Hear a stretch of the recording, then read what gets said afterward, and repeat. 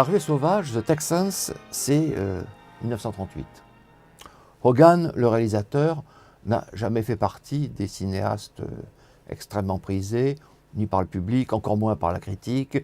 Il a travaillé sur des Bulldog Drummond. Bon, c'est un des cinéastes de série. Mais en revanche, ici, la Paramount lui confie un très gros budget. C'est un film très cher. Et c'est d'ailleurs un film assez curieux. C'est un film qui est intéressant parce que il se place historiquement après la fin de la guerre de sécession.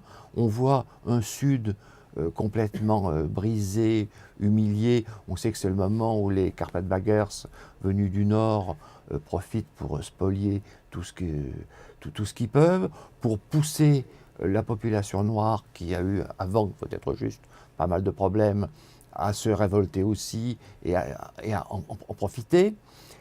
Dès le début, on est très frappé. Quand j'ai revu le film, je me souvenais mal de cette scène. Ce qui m'a en effet frappé, c'est de voir Randolph Scott, qui à ce moment-là a 40 ans et qui est un de nos acteurs d'élection. Pour tout amateur de western, Randolph Scott, c'est pas n'importe qui. Donc, voir Randolph Scott subitement se mettre à chanter Dixie. Oh, I wish I was in the land of cotton. Old times there are not forgotten. Look away, look away, look away, Dixieland. Shut up! Where I was born early. Tommy, Joe, Jack. Look away, look away, Shut up! look away, Dixieland. I wish I was in Dixie, hooray, hooray. Shut up! In Dixieland I take my stand to live and die in Dixie. Away. Shut up! Dixie, c'est la grande chanson du Sud. Et on sent à ce moment-là que c'était la cause perdue. Ils avaient espéré un moment qu'il y ait un lien entre le Sud et Maximilien.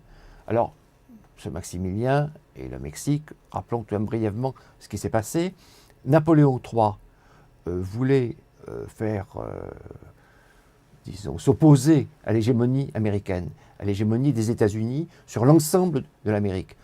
La doctrine de Monroe, c'était l'Amérique aux Américains. Napoléon III, au contraire, rêvait d'avoir une espèce de pied vers l'Amérique. Quel était le premier endroit où on pouvait l'atteindre? C'était le Mexique.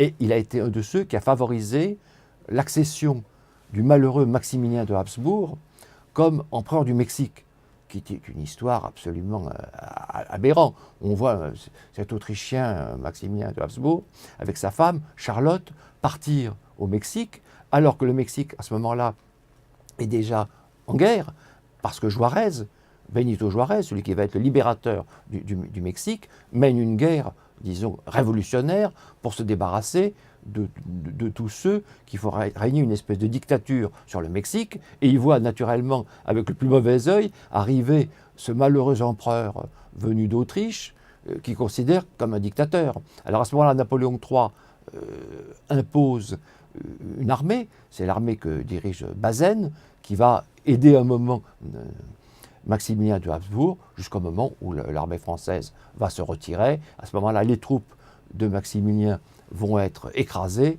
et Maximilien sera fusillé à Querétaro.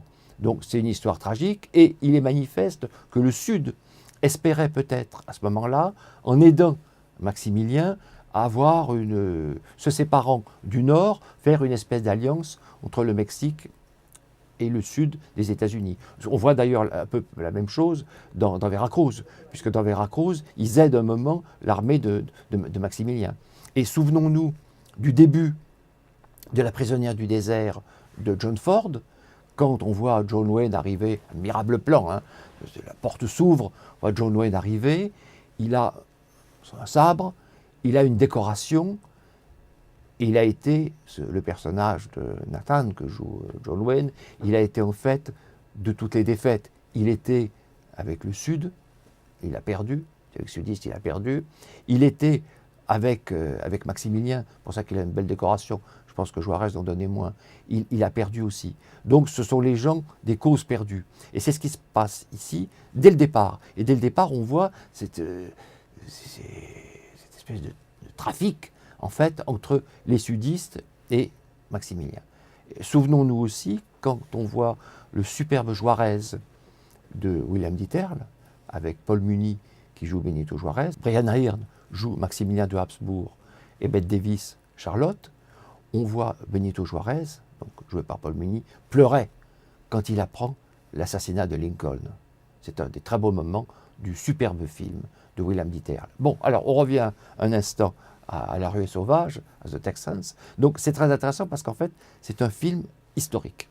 Et il est le remake, il y a déjà vu une première version, il est le remake de North of 36, qui a été réalisé par Irving Willard, avec Jack Holt et Ernest Rance, qui était donc déjà la même histoire. C'est le gros budget de la Paramount, et c'est assez curieux. Dans l'ensemble, il y avait peu de... On sait très bien que la guerre de sécession avait mauvaise renommée à Hollywood, jusqu'à l'arrivée d'Autant n'emporte le vent. C'est pour ça que beaucoup de gens, y compris parmi les producteurs les plus intelligents, je prends l'exemple d'Irving Thalberg, n'ont pas cru à Autant n'emporte le vent. Ils ont dit qu'il faut se méfier, dès qu'on tourne un film sur la guerre de sécession ou sur le Sud, ça ne marche pas. Pourquoi ça ne marche pas? Parce que si on est, c'est difficile, il faut être en faveur de l'un ou de l'autre. Très difficile d'être neutre dans l'histoire de la guerre de sécession. Ça veut dire que d'un coup, on se prive de la moitié du public des États-Unis. Si on fait un film à la gloire du Sud, les gens du Nord n'y vont pas. Et si on fait au contraire un film sur le Nord, les gens du Sud disent ça va, on a déjà été massacrés par les gens du Nord, c'est pas en plus pour les voir célébrer dans un film. Donc, ils se sont méfiés, la Paramount, semble-t-il, pas du tout, et ils ont donné un gros budget à ce Texans. Alors, je ne terminerai pas avant de rendre hommage à Francis Ford. Francis Ford, c'est l'unijambiste. Il apparaît dans multitude de films de son frère. C'est le frère, naturellement, de John Ford. Il est arrivé aux États-Unis avant John Ford. Il avait commencé à être réalisateur avant John Ford.